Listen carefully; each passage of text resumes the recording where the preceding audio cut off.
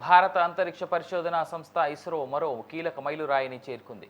భూమికి 500 కిలోమీటర్ల ఎత్తులో స్పేస్ డాగ్ ఫైట్ ప్రయోగాన్ని విజయవంతంగా నిర్వహించింది.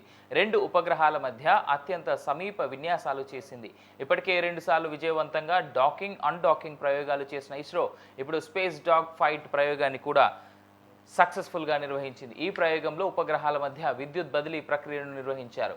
చైనా తర్వాత ఈ తరహా ప్రయోగం సక్సెస్ఫుల్గా నిర్వహించింది కేవలం భారత్ మాత్రమే.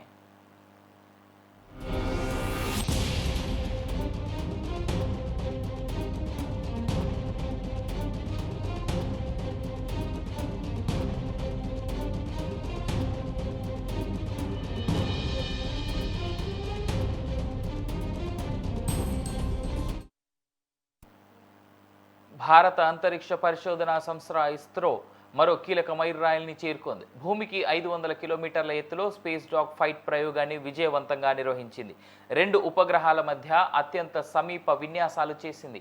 ఇప్పటికే 2 సార్లు విజయవంతంగా డాకింగ్, అన్డాకింగ్ ప్రయోగాలు చేసిన ఇస్రో ఇప్పుడు స్పేస్ డాగ్ ఫైట్ ప్రయోగాన్ని కూడా సక్సెస్ఫుల్గా నిర్వహించింది.